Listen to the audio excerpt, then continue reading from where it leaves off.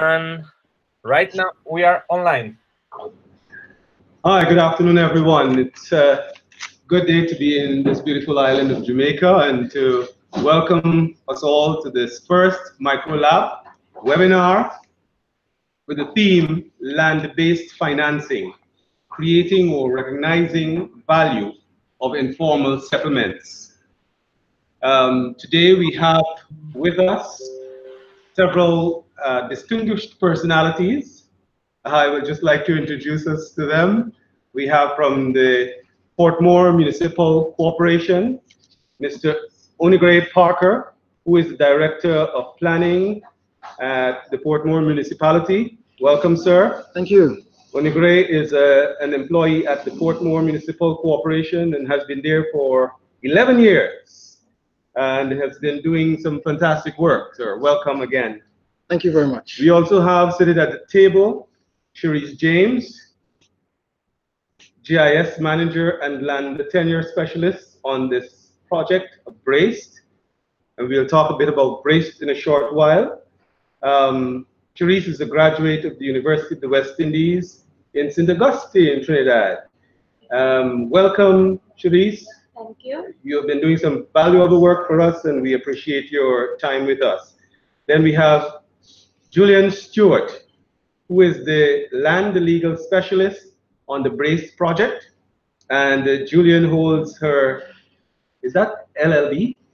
LLB degree from the University of the West Indies and a legal education certificate from the Norman Manley Law School in Barbados. Welcome, Julian. We have with us, going internationally, and we have Jennifer Messiah. Jennifer, can you hear us? Jennifer is the National Director for the Habitat for Humanity Trinidad and Tobago program. She is actually a native of Guyana, but lives in Trinidad and has served the program there for a number of years. Jennifer, welcome. You will possibly tell us a bit more about yourself. Then we go even further afield. We have Maria Luisa Zanelli Alvarado, who is the Habitat for Humanity International Advocacy Outreach Partnership and the Solid Ground Campaign leader for Latin America and the Caribbean. She is in Peru. She is Peruvian and works out of the Latin American Caribbean office based in San Jose, Costa Rica. Maria Luisa, welcome. She holds a graduate degree in urban management from the Erasmus University in Rotterdam and offers a lot of experience, over 30 years of experience on policy, regulatory and operational experience for us. And then we have Teresa Herling, who is from Brazil. Teresa is an urban planning specialist, and she holds her doctorate in architecture and urbanization from the School of Architecture and Urbanization at the University of Sao Paulo. Teresa, a pleasure to meet you, and we look forward to hearing from you on the work that has been happening in Sao Paulo and things that we can possibly benefit from. We were expecting to have also on the panel this afternoon a representative from the National Land Agency of Jamaica, the Housing Agency of Jamaica, and the National Housing Trust. We had not received confirmation, so we will proceed. We hope that they will look at this webinar and provide us feedback, because feedback is what is required to make our Habitat Fast Track process one that really comes alive. All of you, welcome. The context for this theme finds itself anchored in BRACED, building resilience and capacities against emerging disasters. This is a project that is being funded by USAID OFDA, and it was started in 2014.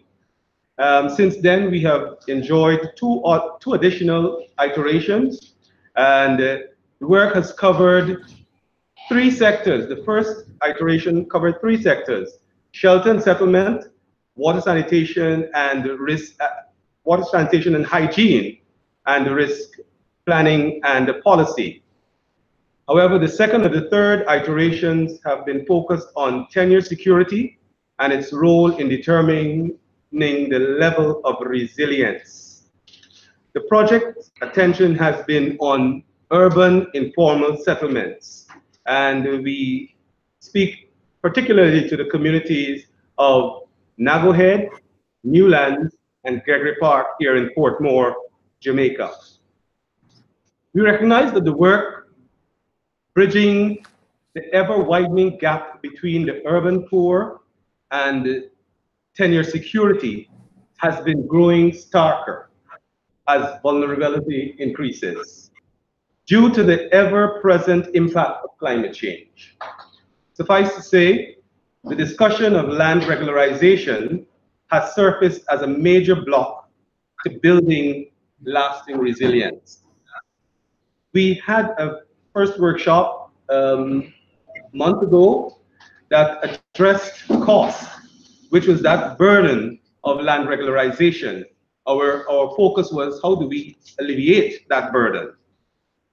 This webinar this afternoon comes at the end of the second workshop under the theme Addressing Cost, Accelerating Regularization.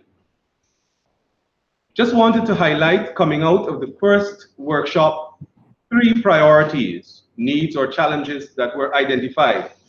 First, the need for technology of survey. Surveying has identified itself as a high cost driver and need to find adequate replacement without compromising its merit and its worth. A comprehensive information platform that fosters institutional collaboration, builds synergies, and promote cohesion was the second challenge that our first workshop identified. The third challenge focused on developing a more comprehensive approach to land tenure, housing infrastructure planning, and financing for the poor, the urban poor, to help them build resiliency. This was identified as needed. Because of the factors at play in addressing the cost quotient, we are seeking this afternoon to get some answers in today's webinar on land-based financing. For some, it's a new concept. For others, not so new. Through this dialogue, we hope to share approaches and learning from different contexts, but targeting similar challenges as we here face in Jamaica. The key guiding questions are: what learning can you share from land-based finance tools and practices that you have encountered? What might be the challenges, enabling and hindering factors for implementing such tools? What are key actors, or who are the key actors in implementing such tools? And what is feasible in the Caribbean? We want to hear some recommendations. How do we also capture the Caribbean experiences should be the focus of our discussions. We're going to first start off with a presentation that showcases a few aspects of land-based financing that has been had mostly in Latin America. So we in the Caribbean have a bit of catching up to do. But we want us to listen to this, after which I'm going to invite Teresa from Sao Paulo to address us. She also has a presentation that we will listen to. And then we will hear from Mr. Parker from the municipality on work that they might have been doing, and we will continue the discussion. Okay? So, addressing cost, accelerating land regularization, land-based financing is what the title of this slide says. There's a picture there of a Latin American country showing clearly the backdrop being a very prominent and established city. But right in the foreground, there is the squalor of an informal settlement. We need to be addressing these. So the first case that we look at comes to us from, I think it is Sao Paulo. Go to the next slide. So there are 4 cases. First one deals with special zones of social interest, zonas especiales de intereses social, ZIS, from Sao Paulo, Brazil. I'm sure I butchered that. But the reality is we have a phenomenon here in Jamaica, the ZOZO, zones of special operations, which finds a bit of synergy. We'll talk a bit more about that. Then the second case comes from San Antonio, the ARCO from Argentina.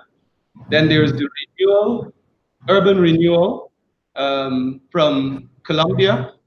And Marluisa, you possibly can tell us a bit more about that. And then there's Caño Martin Pina, Community Land Trust from Puerto Rico.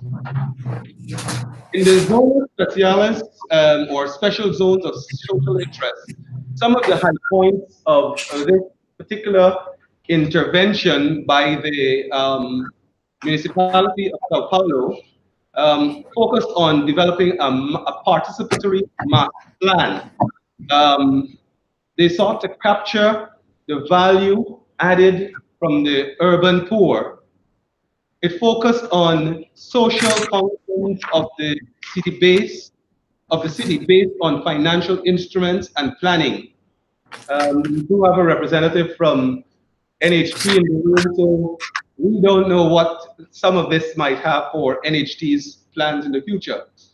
Then they focused on land reserves, utilizing land reserves to promote social housing to generate pure land tenure for low-income families. The social zone also focused on instruments to combat the existence of vacant buildings in neighborhoods with available infrastructure, services, and jobs. This might be a case that Kingston may benefit from listening and understanding how they manage that. Managing the whole aspect of land appreciation. They also focused on mechanisms to facilitate retrofitting the existing real estate units to be capable to adapt them to social housing. Another feature of this special zone from Brazil focused on mechanisms for democratic management as concept of urbanization funds. So develop funds to impact the work they were doing. Next slide. In the San Antonio de Areco from Argentina, this intervention focused on the local government created the municipal habitat agency. So the municipality actually created an agency that would deal with the issue there. They were guaranteeing urban land and access to land and housing, a great need for us today. They were facilitating rentals. They were building community amenities. So they were looking at the whole infrastructure and services, and they were guaranteeing the regularization of property. These were aspects of that land-based financing that focused around the Argentinian example. The other example comes to us from Colombia. It's the urban renewal proposal or case, and they were focusing on a particular Phoenicia triangle. I guess it's a particular place in Colombia, and in the picture we see that it is really something that possibly looks just like this in terms of the squalor that was there. Their intent was to solve the land management issue. They were focused on land is required by private investors or it's expropriated by the state. So there's a case where if the land is not being used, the state will take charge of it and use it for these purposes. Readjusting the plots of this and the size of the land was a feature of this work, something that we were thinking about doing for Nago Head. And replacement housing for owners, social housing, and free housing. A concept that we would say, what? But yes, this focused on free housing as well. Then the last case we are looking at was the Community Land Trust that was set up in Puerto Rico. And this focused on a few things. Permanent development created for and by low-income communities to facilitate a plan. Regularize an informal settlement located in a privileged area of the city in San Juan. They avoided the displacement or gentrification. And then they looked at guaranteeing permanent, affordable housing. These are all aspects of that we have looked at, studied a bit, and would tend to influence us on how we think about things, situations here in Jamaica. But at this point in time, I'm going to turn it over to Teresa from Sao Paulo. Teresa, tell us a little bit about yourself and how you see our discussion going this afternoon. I know that you have a presentation. We'd also like to hear that. Thank you, Javer. Thank you all for this invitation, and I'm glad to participate in this webinar. I worked in São Paulo municipality among 2013 and 2016 as secretary, Ed Secretary of Urban Development. And I've worked a lot of years on social housing issues, also in formulating and implementing a social housing municipal plan for São Paulo also. And I think I have a presentation, but I don't know how can we show it. It's about how our urban instruments. Belgrand? Yeah. Yes? Yes, please continue. Please continue. It is about how can we organize the urban instruments to capture value and apply this amount of money in land regularization and urbanization of settlements, of precarious settlements. We have a lot of precarious settlements in São Paulo. São Paulo has 12 million inhabitants. It's a large city. It's the largest city in Brazil. And this is a very huge problem here. Although it's a rich city, it has also this inequality in housing issues. Well, I can show the presentation by my computer, or I can wait for you to show it. I don't know how does it function. I think we put it on here, Teresa, so you should be seeing it. All right, I see it. Okay. No, you have the biggest one, not the short one. Okay, well, so could you tell us where to go with it, please, so we can move through it? Yes, you can move through quickly. This is only pictures of our city. Yes, you can go forward. Yes, as you see, there are 30% of people living in substandard conditions in São Paulo. Yes, yes, you can go. Yes, you can go. Yes, this is only highlights the situation here in São Paulo. We have a very fragmented urban tissue. Please go. I cannot pass these slides. There is no way that I can move this, all right?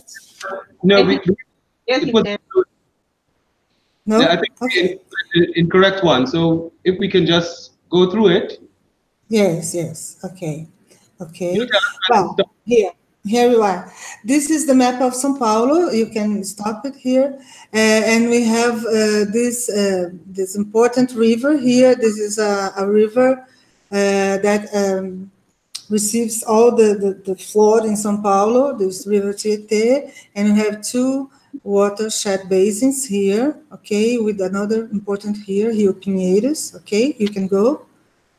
And we have in the city center, in this purple area, the concentration of jobs, go, please go.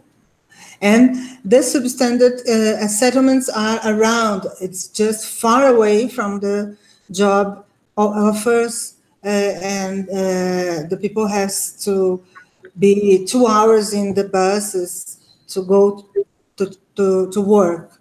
Okay, this is the portrait of São Paulo. Please go.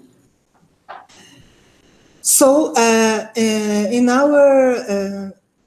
in our plan, we have marked our ZAs. This is the special interest zones that that means that we can apply another standards of urbanization, so we can urbanize these areas and without following the standards, the normal standards, okay? So we can regularize and urbanize and provide with infrastructure and social equipments and maintain the people where they live. And we can also apply some money, financing instruments to ameliorate the housing also. So we have these needs to urbanize. These are the social housing. You can go through, you can go. Yes, you can go. We have, no, please. No. For backwards. Yes, stay here, please. We have 5 types of zonings, social housing special zones. The first one is able to regularize the precarious settlements. Type 2, 3, and 4. The type 2 to 5 are different types of land of vacant areas. 2, 4, and 5 are vacant areas in different zones of São Paulo, in different areas. Type 2 is everywhere. Type 4 is on the watershed protected zones, and type 5 is in the central areas. And the zoning 3 is on buildings, existing buildings that are empty or underutilized, underused, and they can be transformed in social housing enterprises. Yes. This is this is an important instrument that protect the existing zones, okay, the existing settlements. Please go ahead. This is and so please backwards, back, just one back.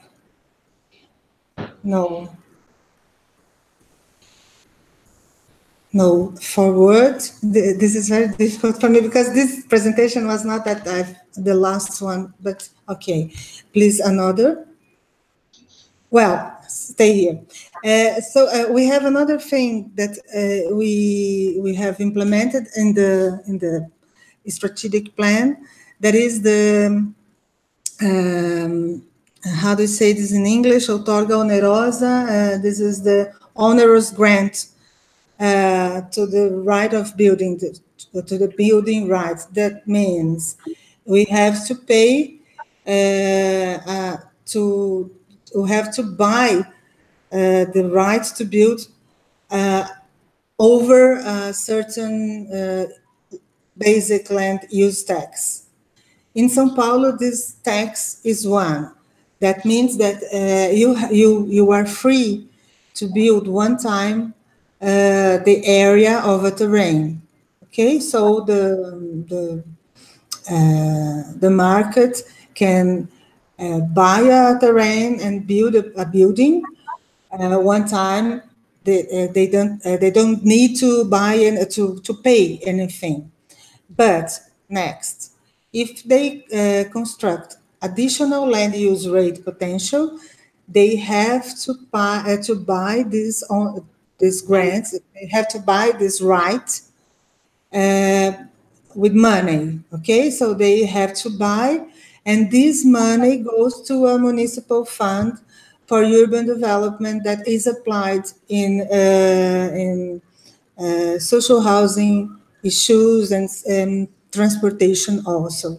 30% of these grants of this fund is applied in social housing, especially to buy new vacant areas to build social housing enterprises. Okay, I think this is the main message, the key message I would add to this webinar, because we have a lot of things that we can discuss later, but I knew that I had only 5 minutes, and I think it's over this 5 minutes, so we can develop during the discussions the things related to the implementation of these instruments. Okay, just to finish, I would add that our legal framework in Brazil has a baseline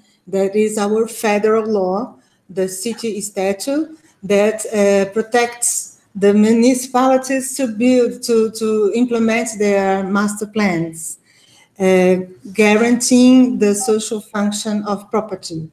That's why we can charge this onerous grant to the enterprises for applying these resources in social housing programs. Okay, thank you.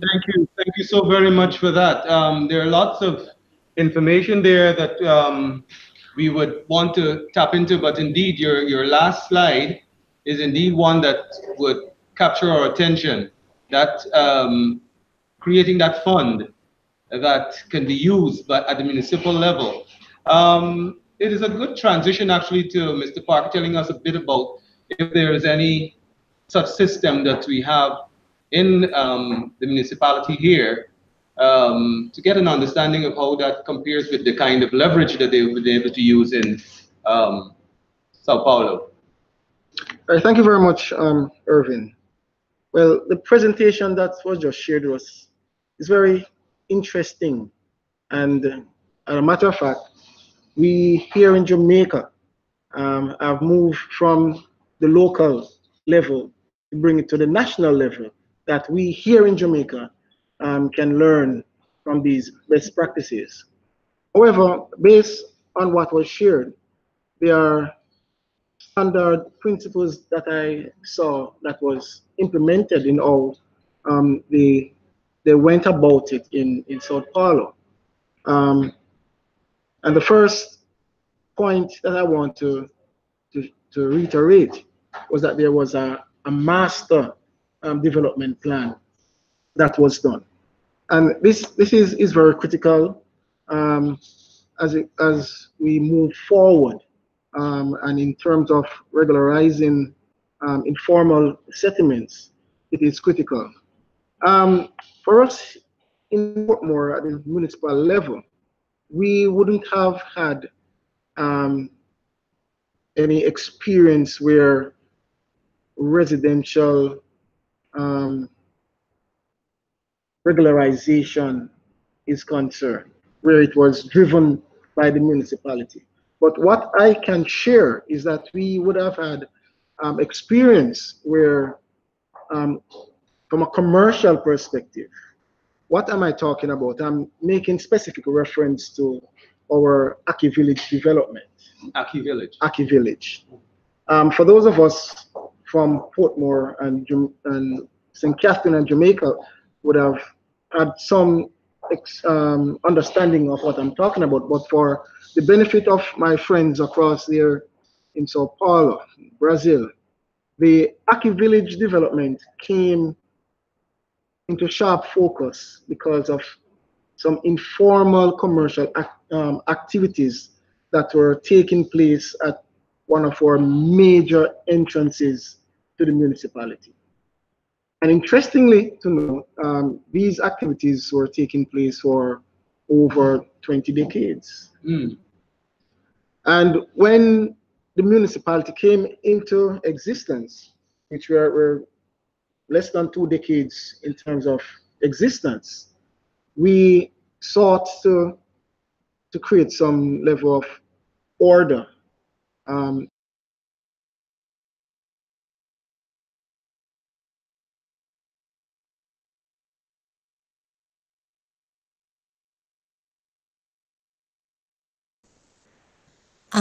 I don't hear.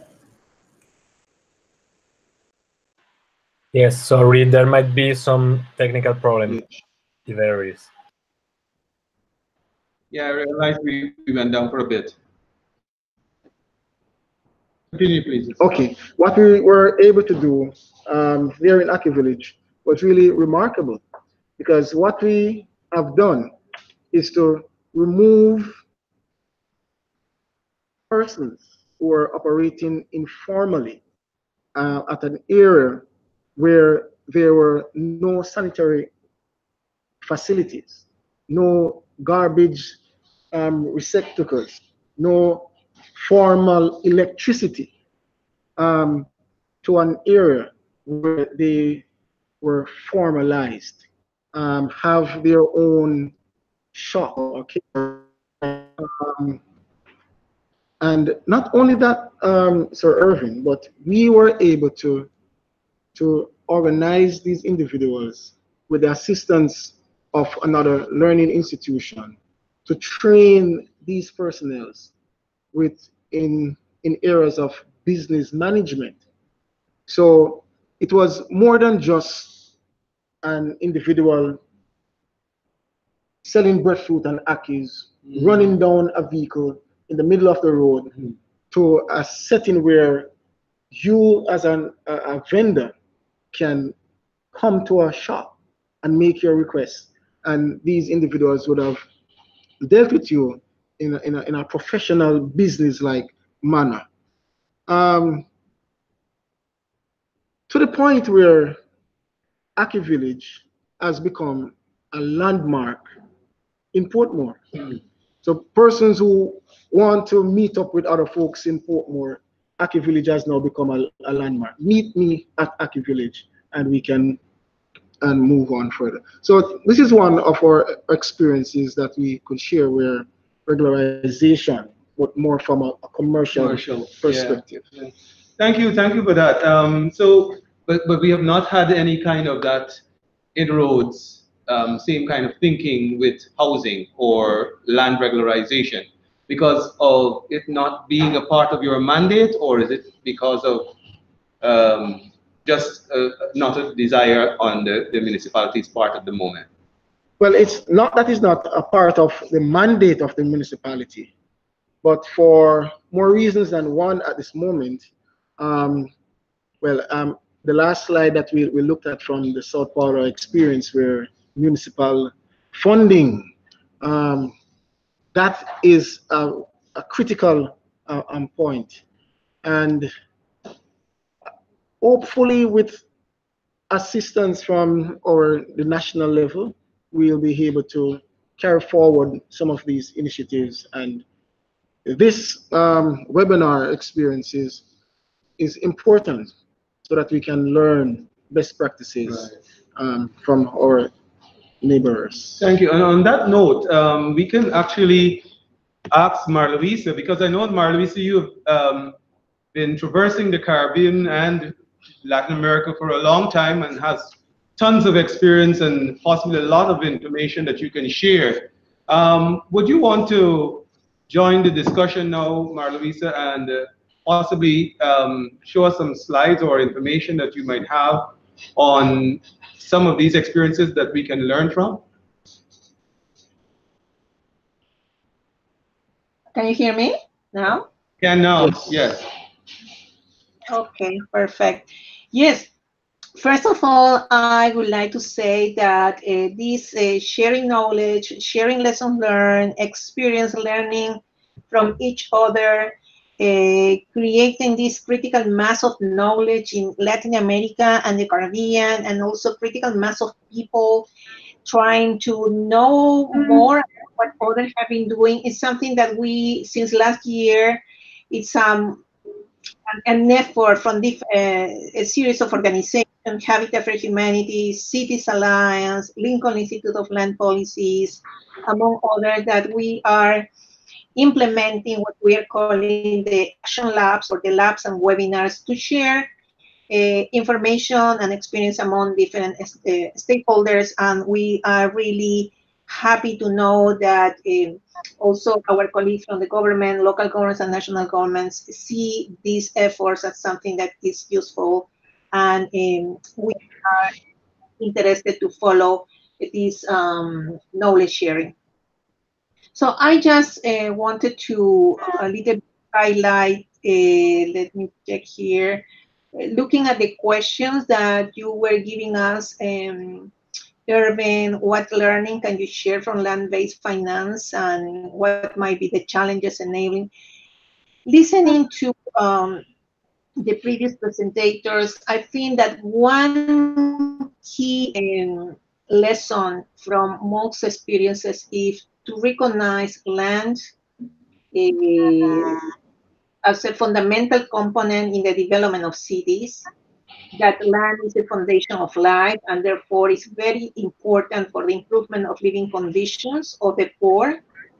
And this brings us, I mean, the different experience that we are seeing now is that to position land, housing, and the city in a high level of the policy agenda is key. Is key because we need to bring different stakeholders to the table. Land and housing needs different stakeholders' agreement to make more effective changes. So if we see at the experience concept paper, we had the Sao Paulo, the Argentina case, the Colombia, Puerto Rico, and I'm also thinking about an experience in Peru. We can see that one important factor is that an institutional leadership. A leader, institution has to champion. And we can see in Sao Paulo and in the Argentina case that local governments play an important role. Some other cases is more a leadership from the national governments too. And in the case of Colombia, that specific experience, a university play a key role as a facilitator of a joint effort between actors. And sometimes communities also play a key role, which is the case of Puerto Rico. So when you were asking Irving, what are those lessons learned? So first would be keeping land in a general approach as in high-level policy issue. An enabling factor, an institution has to champion any effort for change. The second one, as Teresa was saying, we need, and also the experiences in the concept paper, reforms needs to be progressive and sustainable. Teresa mentioned the status of the city, but later on, no, which is a key milestone in Brazil in terms of reform. But then there is different other cases that Teresa may, reform that Teresa can tell us that provide the opportunities for change in terms of policy, but also in terms of operation. Some other idea that comes to my mind when I see the cases, when I read the cases, is that the different land pools respond to more specific purpose. So having very clear the context, the need, the tools have to be very relevant to that context. Of course, learning from other experiences. And maybe last learning from the experiences we saw in the concept is the importance of integrating data, information with the institutional capacities to manage the data and information, and bringing together with the stakeholders engagement in the country to share that data. So all decision makers, civil society organizations, and communities can share data and make the process either land tenure regularization or others more simple, more transparent, and more less cumbersome for the process. So these are something that I wanted to initially share with you, Irvin, with everyone. And later on, I think I can talk a little bit more of a specific impact of a land tenure or experience in Peru that has to do with how families can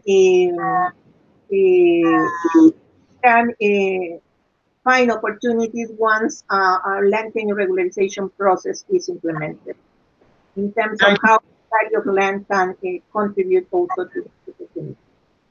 Thank you so much, Marluisa.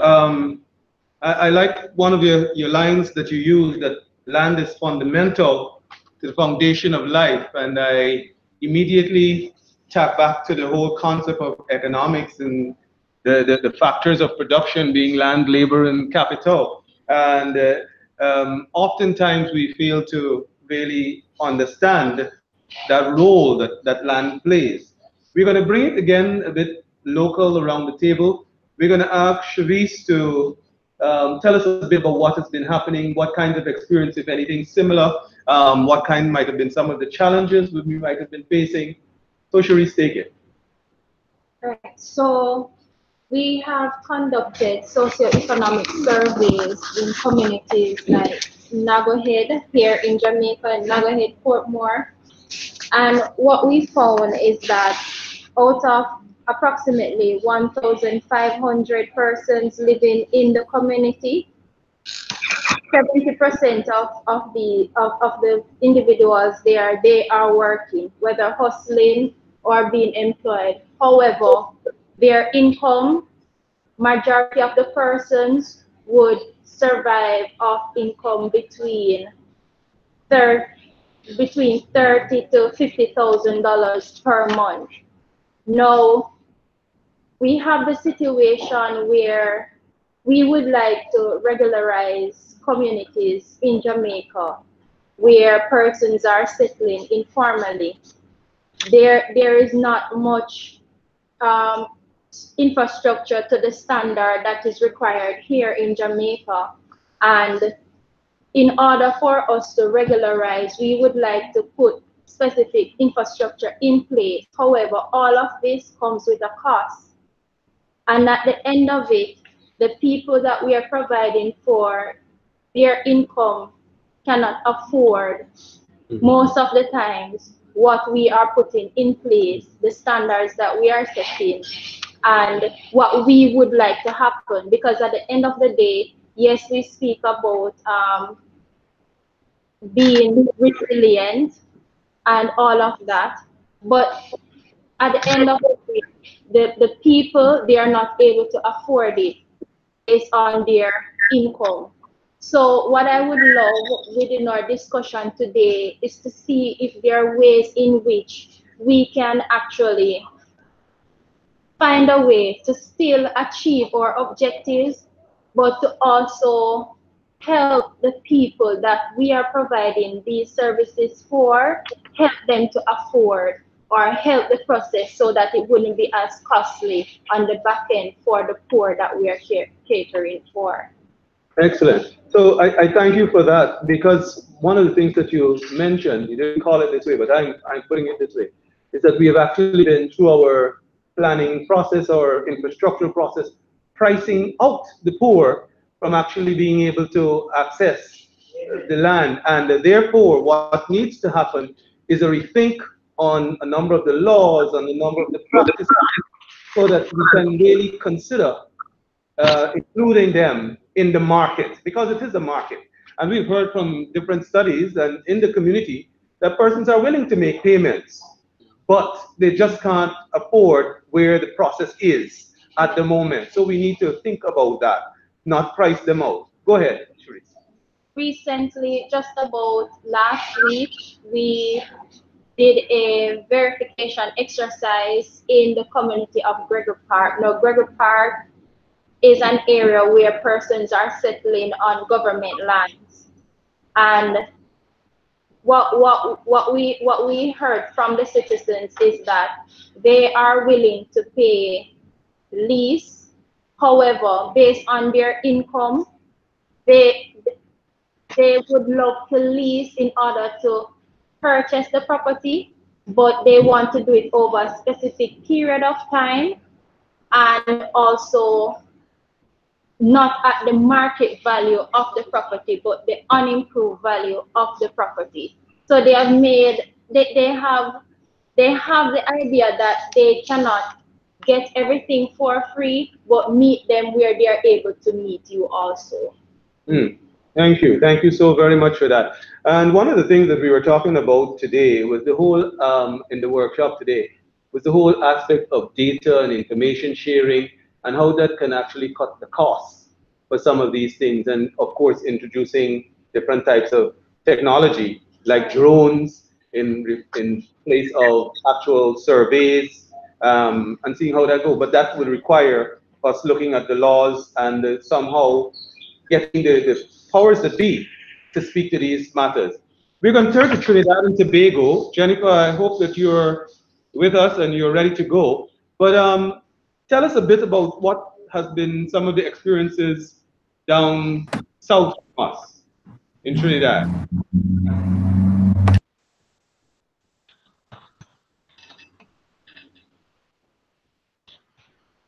Jennifer, can you hear us?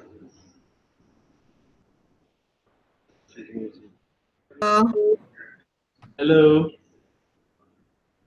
Hello. Yes, hello. Jennifer. We can hear you now. Please go on. All right, good.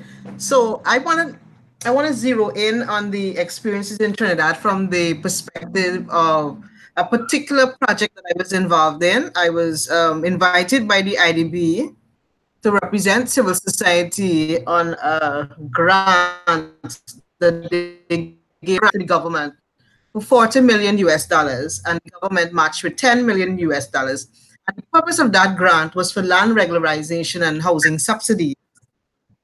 A very interesting project, and I'm just gonna zero into one of your questions. Am I allowed to do that now, or am I jumping the gun to look at the challenges and no, the? Go right ahead, Jennifer. Go right ahead. Because I know time might be against us after a while. So I jotted down just a few bits of points based on what you guys have said and what came out of that particular project. 294 communities were identified for regularization. One of the contexts of our Caribbean countries is that I found is that under the challenges, the lands are owned by the government. The poor cannot afford land and houses, and so they resort to squatting. But in the middle of squatting, you also have a bunch of persons we refer to as land grabbers, where they just stake a pole down on a piece of land and they claim that they've been squatting for 20 and 40 years. And they do that in several communities. So you have poor data management, poor collection of data to represent who are squatters and who are land grabbers. What became of that particular project? The regularization did take place. It was a very slow process, and the people were very resistant to what the government was doing. They approached it. So out of that, now I'm making my points on what are some of the enabling factors that I am thinking that we can take away as a Caribbean society. One, that in designing partnerships, we need to look at the private sector and engage the communities. Civil society groups, developmental organizations need to be the bridges, need to be the lead advocates, and change that paradigm shift of who makes the policy. We have to be strong influencers of policy decisions as it relates to land regularization, land management, the onset. So even before they make decisions, we need to engage the various stakeholders. One of the outcomes of that particular project, after the project was becoming extremely unsuccessful, time was running out, the government had to rethink, and they did a little bit of this, and they got major improvements. They even evolved Habitat for Humanity to the extent that we were able to influence some of those decisions, and we were also the recipient of some of the housing subsidies for many of the families. That helped us increase housing stock at a lower rate. Families receive subsidies, and Habitat was able to work with the community aspect of engagement, and that significantly assisted the government. And also the government was able to gain a lot of credibility through Habitat's involvement. The second point, incremental planning and gradual improvements. I don't think we can rush to have a major reform on land and housing. We have to do it incrementally, but we need to know the end in mind before we begin the process. The other thing I want to talk about is incremental ownership. One of the things the government had was a rent to own. One of the rent to own, the housing subsidies that have to reduce the cost.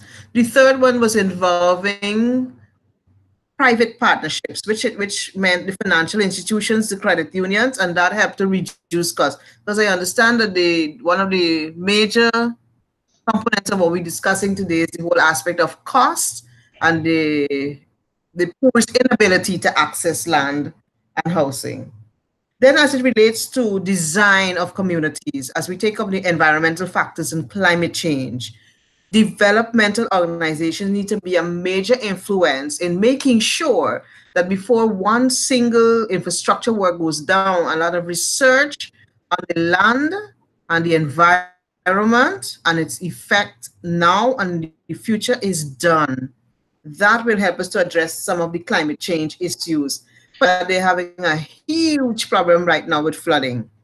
Lots and lots of houses and millions and billions of dollars of infrastructure was destroyed. Why? Poor planning, houses on very flat lands when they know that the water table was high.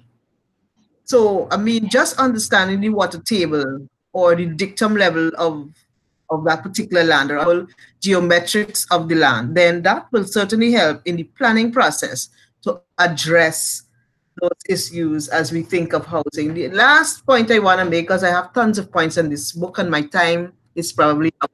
Last point I want to make is that we need to influence the rethink on how government forms partnerships with multilateral agencies, and we need to influence multilateral agencies to not only think of government as being the main beneficiaries to their grants or their loans, but that civil society become a mandated partner in that arrangement. If we can influence multilaterals, the IDBs, the UN agency of them, to make sure civil society must be a part, then certainly government can't run away and skirt the issue.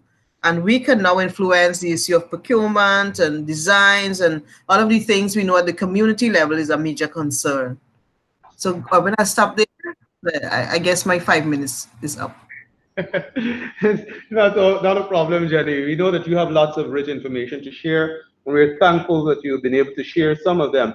I'm sorry you didn't touch on the comfort, the land, the letters that the government issued at one point, letters of comfort as an initial foray into land regularization, because that might be instructive for us as we think about policies and the laws that needs to be considered as we make some of these big changes, because I do think that there need to be big changes to create the kind of changes that we need.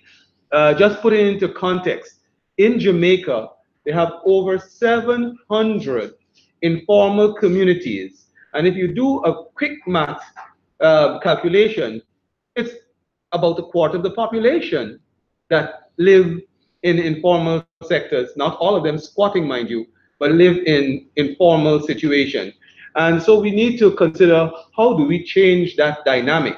Because especially when we're talking about the urban poor, we know that they are the most vulnerable in the event of some of the effects of climate change that you've been speaking about there, Jenny. But we're going to ask the lawyer and the panel to tell us a bit about what experiences or what rethinking we ought to do. Having heard some of all that's been going on with other programs and with us. Julian, would you join the discussion, please? Good afternoon, everyone. So in relation to land-based financing and the Jamaican context, what I realize is that we have regularization processes. We have different agencies which are able to regularize settlements, water settlements. However, what we have realized that over time, some of these things are taking quite a while. And therefore, even though some communities might have started to be regularized, the time in which it takes for the entire process to be completed is one where it's so long, persons are not really too happy. And to move them from a state of being very unhappy to the state where they start to develop their lands, it takes a while.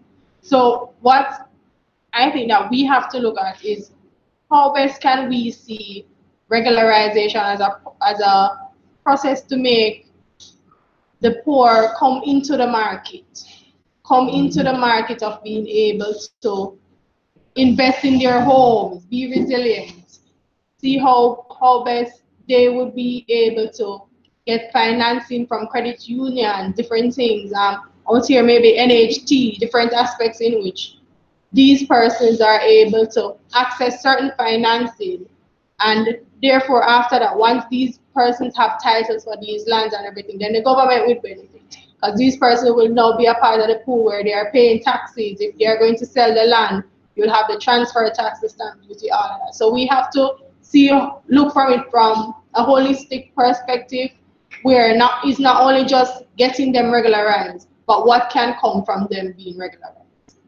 Wow, thank you so very much, Julian. We do know that there are lots of factors that play a part, and over these last 2 days, we were talking about some of them, those practices and those policies that seem enshrined in some code that cannot be broken. But if we're going to make changes, if we're going to bring a significant change to what currently is the status quo, we're going to have to look and examine to change some of those things. I want to throw out that we start thinking about what is really feasible in the Caribbean context, and particularly in Jamaica's context. We know what the laws are. We know what those things are. And as I said, we have a live audience. We're going to try and ask some persons. Some persons may have a question they might want to put to one of the panelists, or they might want to just make a comment that is general. But please feel free, indicate to us, and we will ensure that that happens for us in the room. But the question that, and this is open to anyone, what is really feasible in this Caribbean climate? What recommendations can we start thinking about to really say, we've heard the ideas, but what is the strong recommendation? To whom do we take this recommendation? And how do we make it come alive? Not just an idea of how things can be, but what really should we be doing? So I open it up for our discussion. Who would like to go? Guys, overseas, please let us know if you are willing to join in that discussion right now.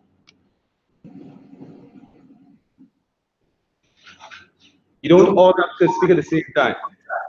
Teresa, going. Can I jump in first? Okay, Jenny. Yes.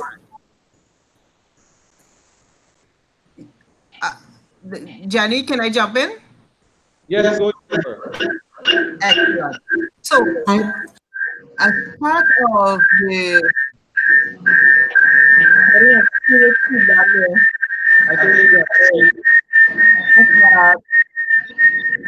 guys, is this from my end? Okay, I think we've gotten it solved. No? Okay, are you still hearing me? Yes, we are here. Could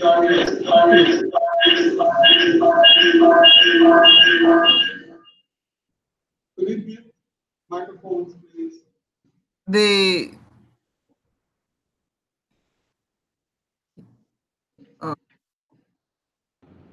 Go, Jennifer. Hear you. Okay, great.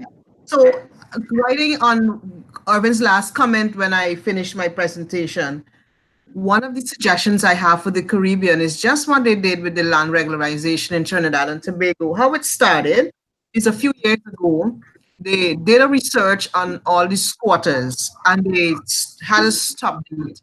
They used 1998 as the stop date, and they researched to find out how many persons were squatting on lands up to 1998, and they offered a document.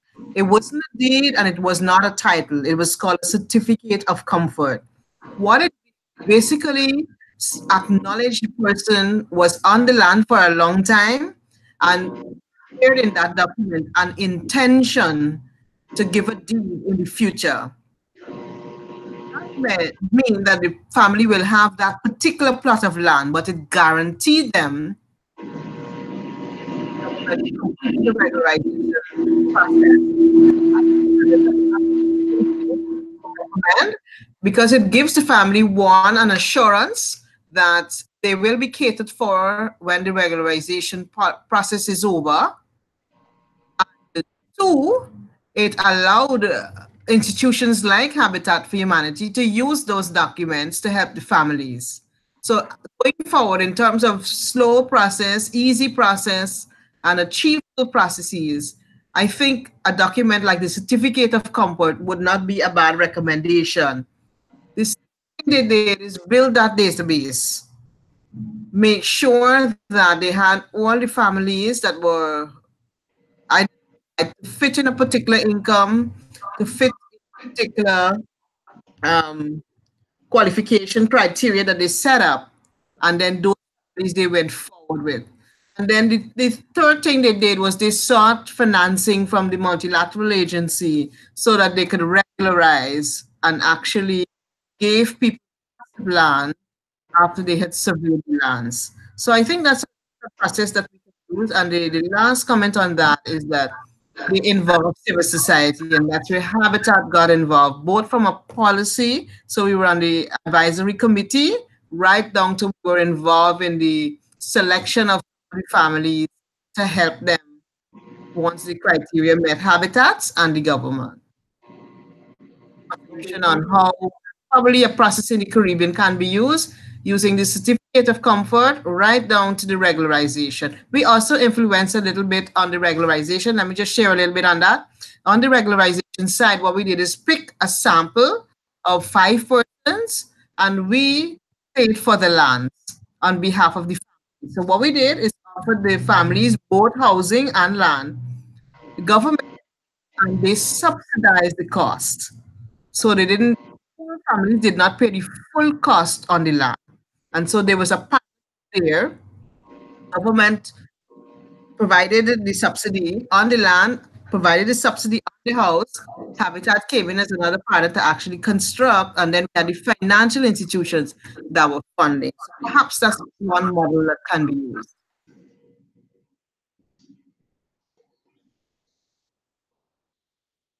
Thank you, Jennifer. Thank you, Jennifer.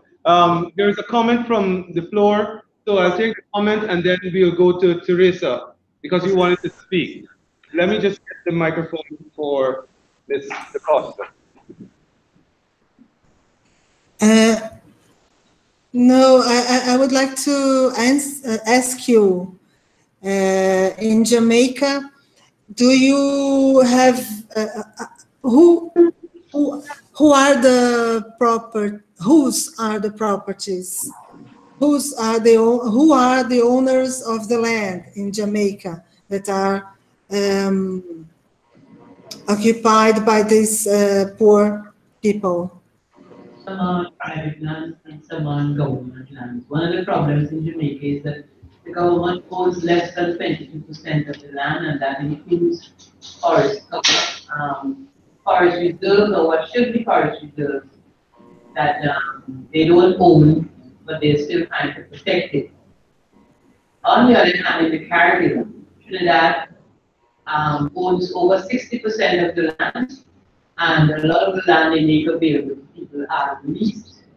They own the houses, but they lease the land. So many of the government schemes that has happened over the years, and there have also been a number of other people involved, like the Susu Lands project, which was a small type operation, and there was also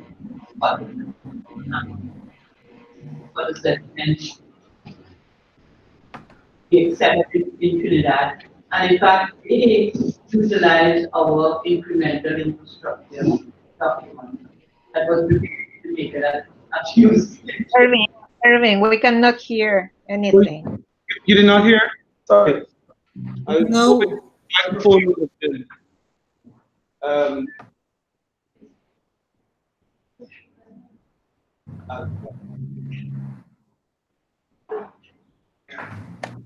I'm going to invite Ms. DaCosta, who was making a comment, to come a little closer to this microphone, Ms. DaCosta, and see if we can hear. While you're coming, Julian, you want to comment on what you're hearing?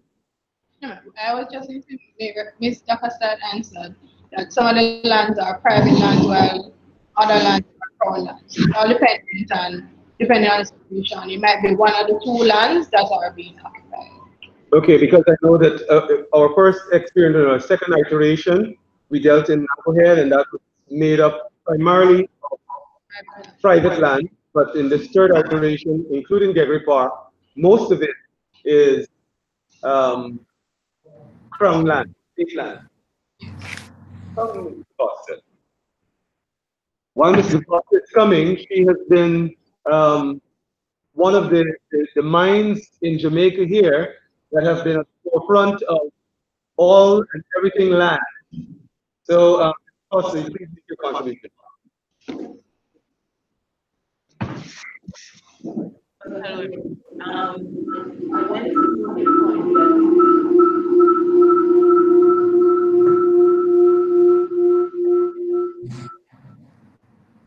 Whereas in Trinidad, the government owns the majority of lands, over 60% of the lands, and in fact, a lot of their schemes that they built before, the lands were leased and houses were sold, but people could renew their leases as they go along, but they were responsible for the upkeep of the houses. That allows more people to own houses. The second point is that there have been a number of other lands project, which was based on a more self-help type program. There was a self-help program by the government in which the owners helped to build their own houses. And there was a squatter unit, well, I think they still a squatter unit, which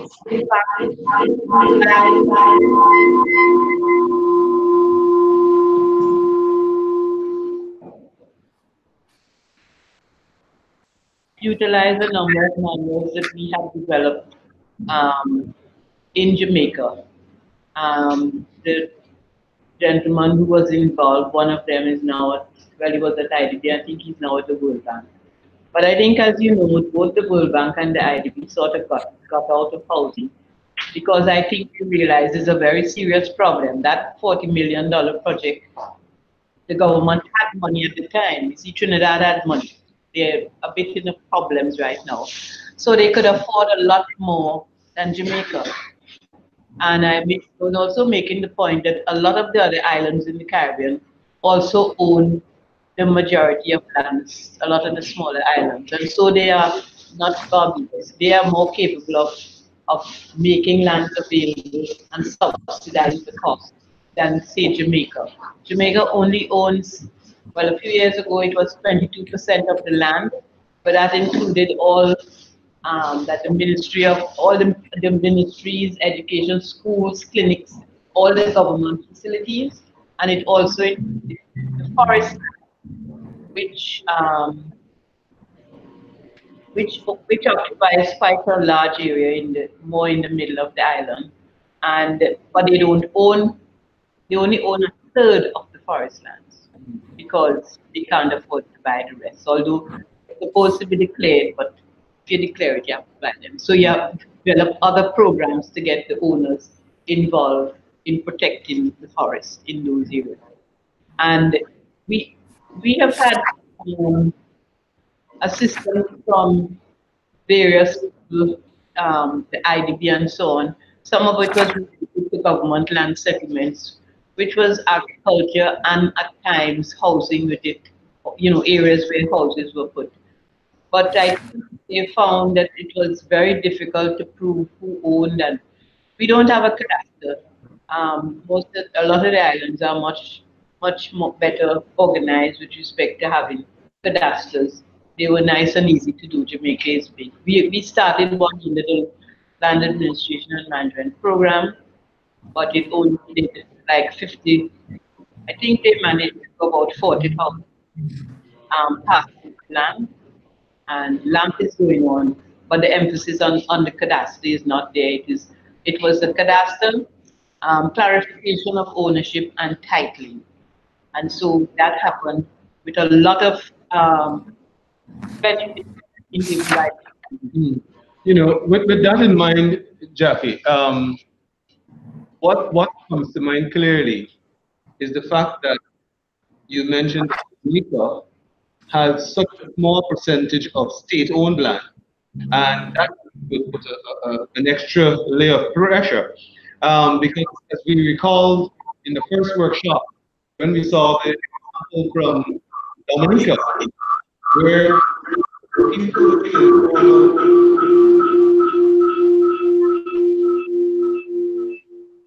there were people living in informal sectors, and what we found happening is that they were able to create wealth for these persons.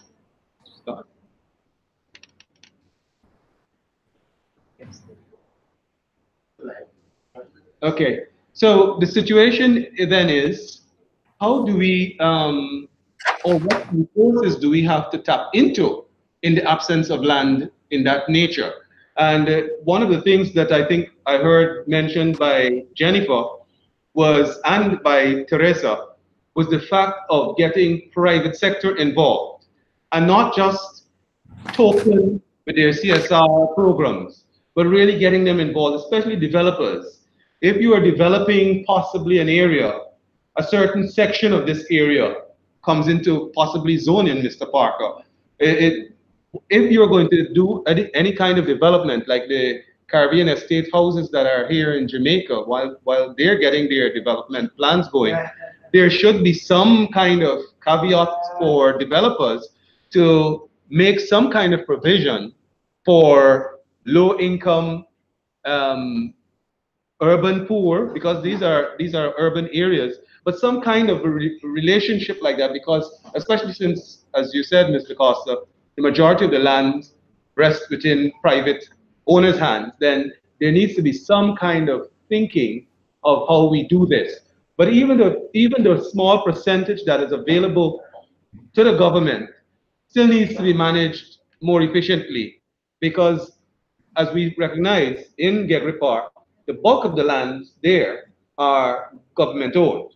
So there is a center that is informal. So at least we can start there, fixing what government has control over, And but how do we do that? How do we get that going? Should we demand more from the municipalities, Mr. Parker? What should happen? What should we think of? Municipalities don't have That's a very strong point, Sir Adonis.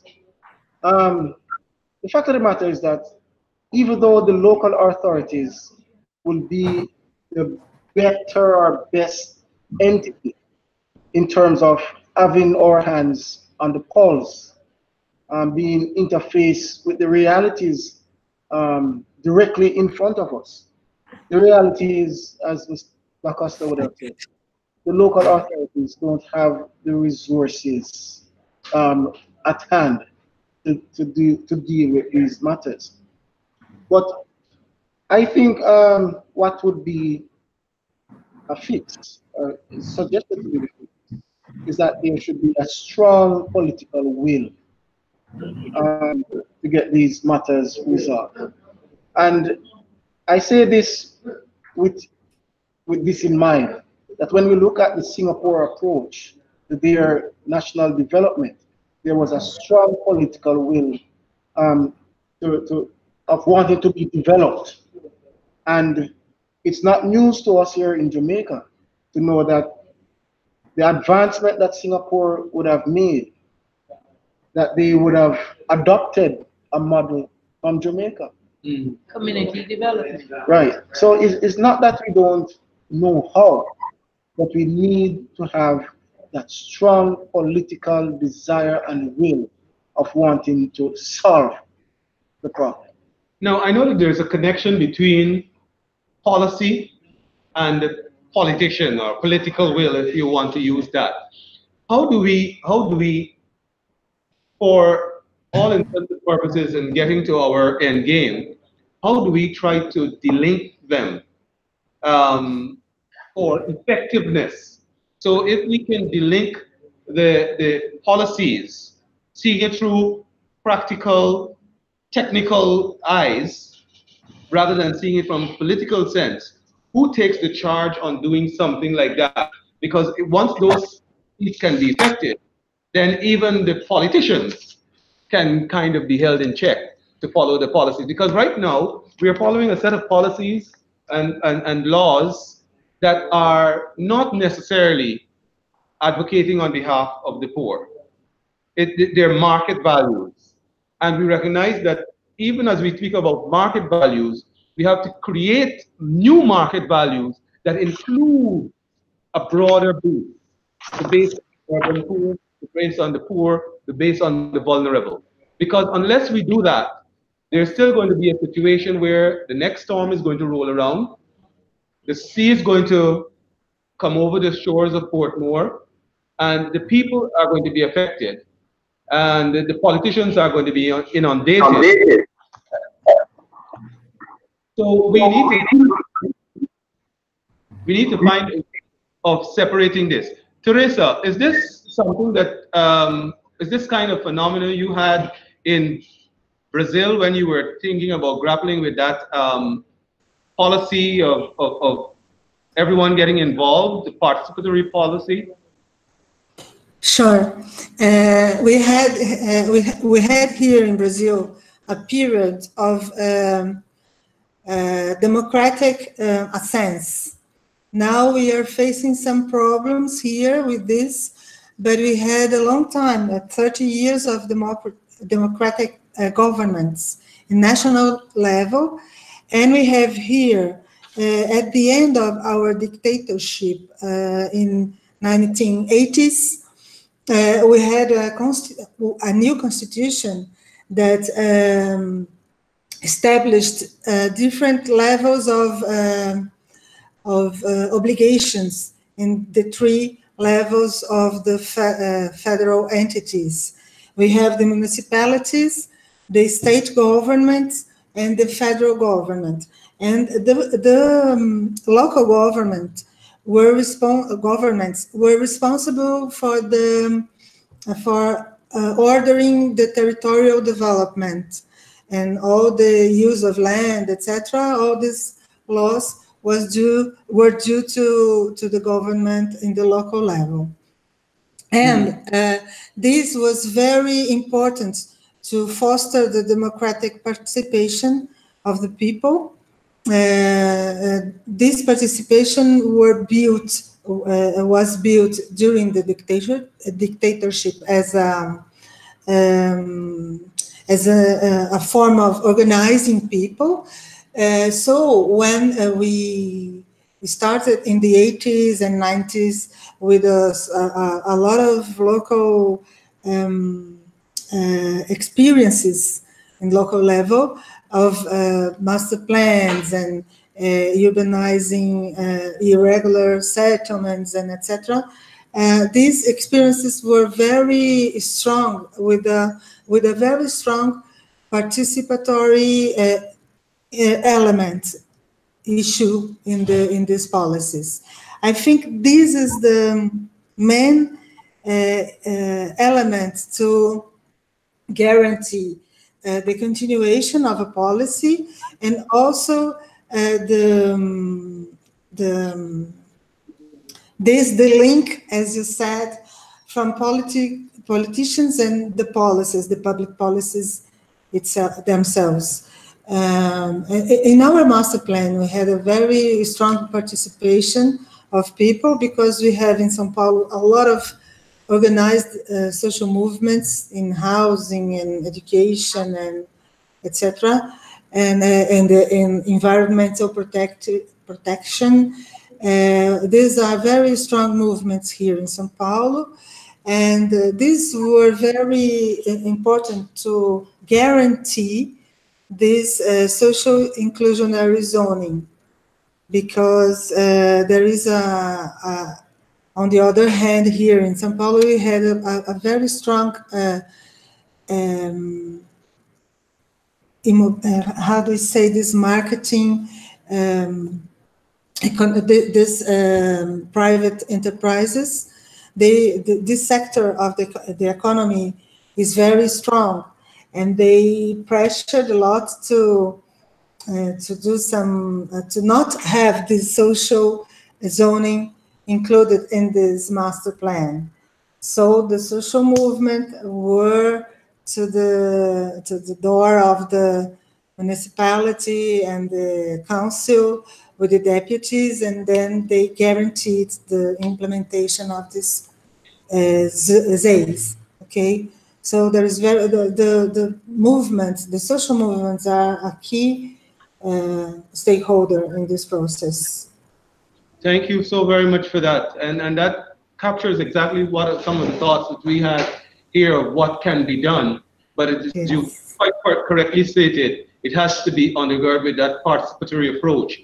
Mara Luisa, possibly your final comment, but what was that Peruvian experience that you were speaking to earlier?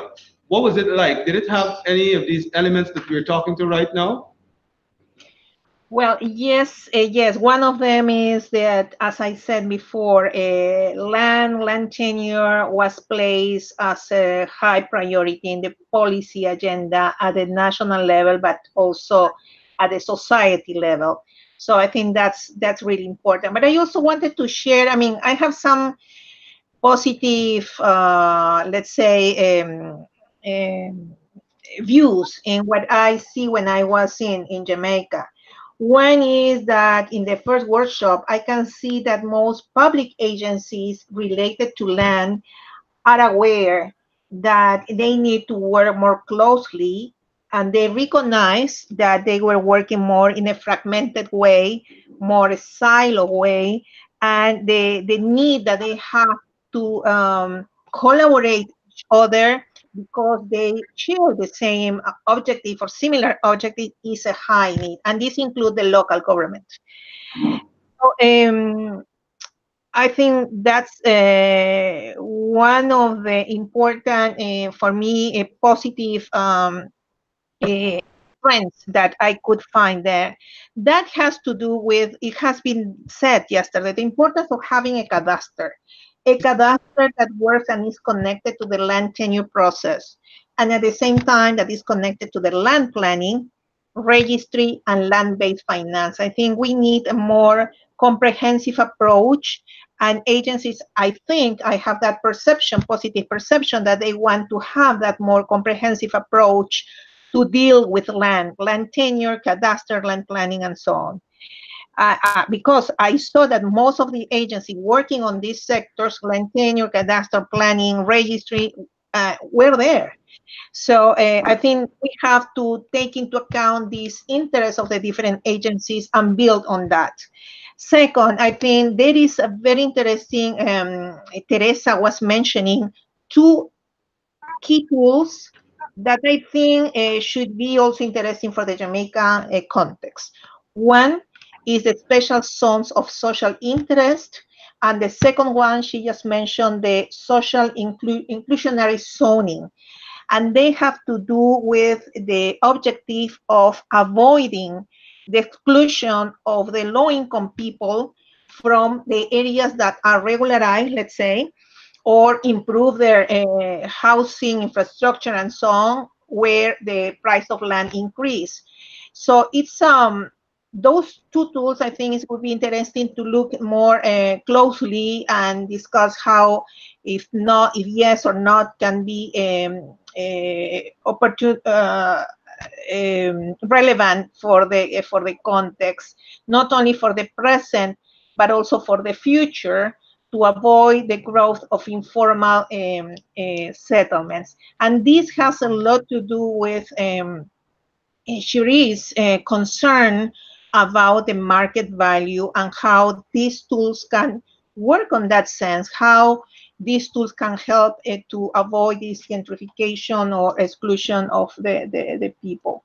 So, and my third and last point here is I could also see, and Cherie was saying, how people is willing to contribute. I mean, I saw a lot of data where families were paying taxes, were paying land taxes. And also, as Cherie was doing, they want to be part of this process of regularization, not only paying, but I can also see that they want to be part, I mean, mapping information, be part of the having a very transparent information database and so on. So I think the participation of people is basic, is clear, is strategic, and I believe also that is another strength that in Jamaica can be very important to look at. Okay, thank you so very much, Marluisa. I noticed Audrey Mullins have moved into position. You have a question, Audrey? No. Okay. I just came closer to here. Okay, sorry. So as we start thinking of wrapping up, and we're going to go around the room here. Cherise, what was your takeaway from this afternoon? And we know that you made your contributions, but what was your takeaway? What can be done differently? What can we look forward to move forward with this land regularization discussion? I believe that if we're looking to regularize communities, we have to consider the social aspect, because at the end of the day, we are regularizing for the people, but how will the people receive it, and what can they do for themselves to sustain whatever we put in place? So I think that in Jamaica, maybe through the Social Development Commission, we engage communities and build the different organizations, build the capacities, look at the capital within the community and see how best we can maximize on the capital that's within the community to sustain whatever we are providing for the community in terms of regularization. So it's a socialization, but through that Yes. socialization, it's a sensitization of what is Yes, possible and what kind of... changing the mindset of people Okay. to make life better for themselves. Okay. Julian, what about you?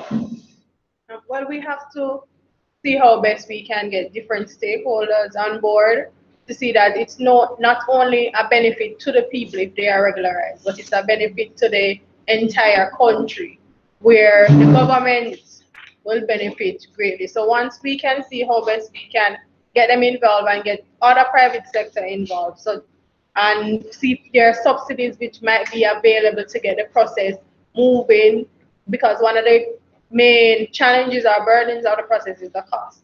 So to see how best we can get some of the costs down, to see how best we can get these persons to access certain financial institutions such as credit unions or different loans from banks or such, to see how best it can assist in the process and aid in the regularization process to move faster. Thank you so very much. Mr. Parker, what do you take away from this? Well, my takeaway from this session is, well, irrespective of your geographical location, whether you're even in the South America or within the Caribbean, the participatory approach never fails. And we should endeavor to maintain the participatory approach. And secondly, proper data management is critical if we really want to see regularization of our informal communities become successful. Thank you. Mr. Costa, you joined the table, so please give us your final thoughts. I think a lot of your work has already been done. In fact, they have been parts of government's policy. I think what needs to be done is, and the only successes that I have seen is where the people are involved and using sweat equity. Because what we fail to remember is that the people went onto a piece of land. They put up whatever they might be. They put up their own roads, whether they steal the water or they got it legitimately. They built their own houses, whatever they are. And at times, you would know, some of them, if they have any kind of security at all, you see an immediate improvement in the type and the level of houses, because a lot of those houses become not just the person who has it, but they become family houses, the same way that we have family lands in Jamaica. And I think that there would be, you see, all these banks and all these credit unions and so have to answer to their constituents, their owners, the people who have their money in the bank. And they cannot, they might set aside a little bit of money for something, but it is not the norm. The government has used the housing trust, which in fact, whose money belonged to the contributors, but they have taken funds out of there, like to build the so-called low-income apartments in the city. And they have also, a lot of the work that is done by the developers that are here, although there are now many of them being put out of business by another country, but they have been working, a lot of the units that they put up, the lower cost ones, are funded by the housing trust. So they are hired by the housing trust because there's no low cost money anywhere. So we have to create it. Yes. Thank you. And a lot of it comes from sweat. What you have. And the people. And I'm saying what has happened in the past, and we have seen it in that, you know, that they put up a room, the one across from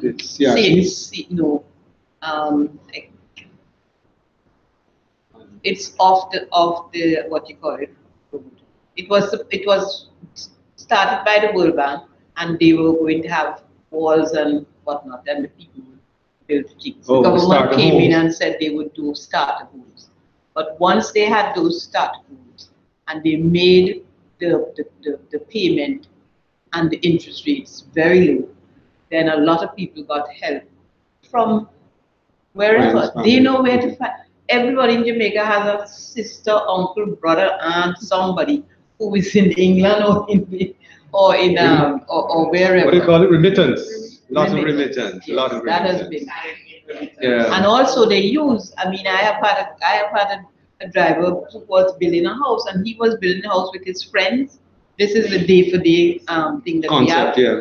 And a lot of that happens when people are building houses. They get together and they run a boat, as they say. Yes, and they do. Let me invite some of our international colleagues to speak. Jennifer, your closing thoughts. What what happens? How do we capture some of the experiences of the Caribbean? In terms of all that we've been saying, and there are all these experiences that Mr. Costa has spoken to, Mr. Parker spoke about the Aki village as a concept. There are all these rich examples, but not channeled into in a particular direction for us to say this is how we are going to do low-income development, land regularization, that kind of thing. How do we channel some of that? Your last thoughts.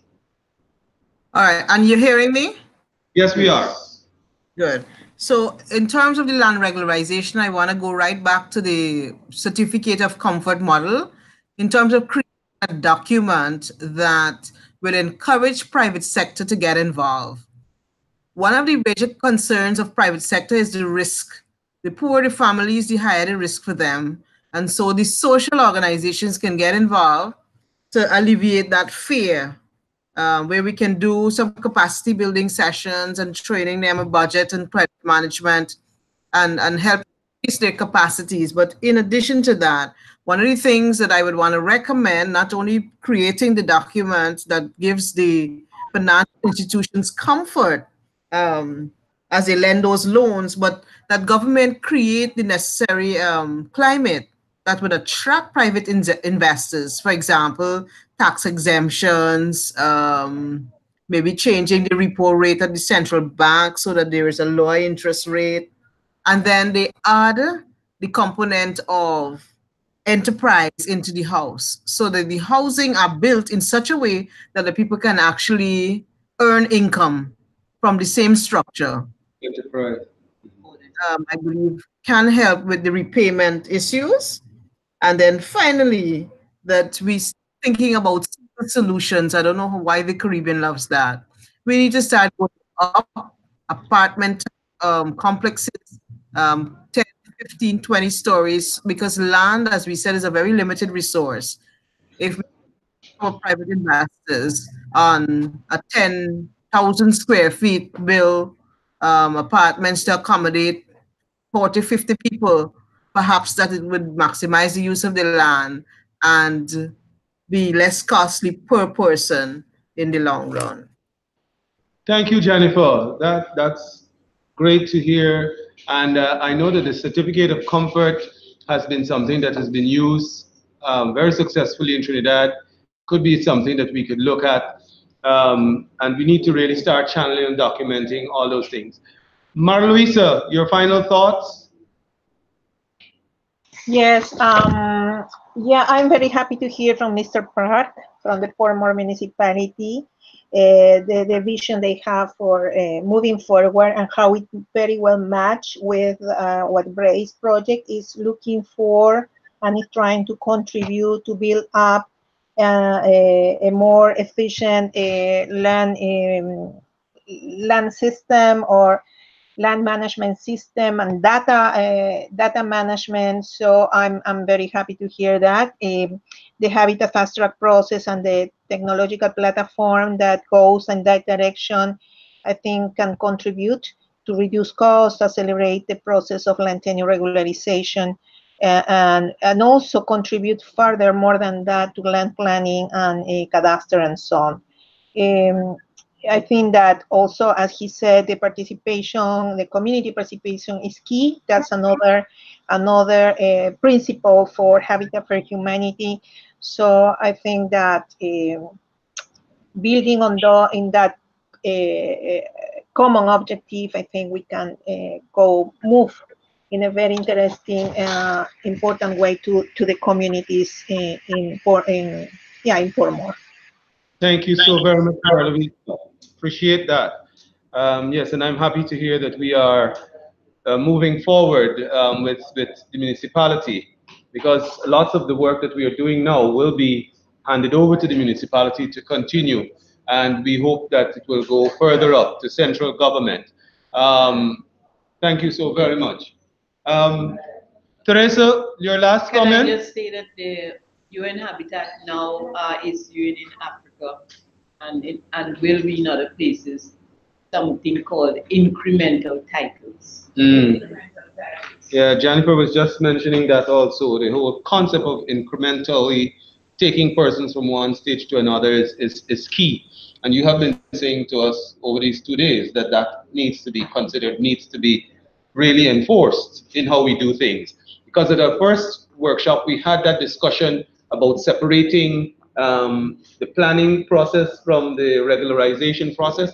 But however that moves, there needs to be that thinking that it has to be built over time. And it's not going to be a one-stop, right-away fix for everyone. Teresa, your last comment.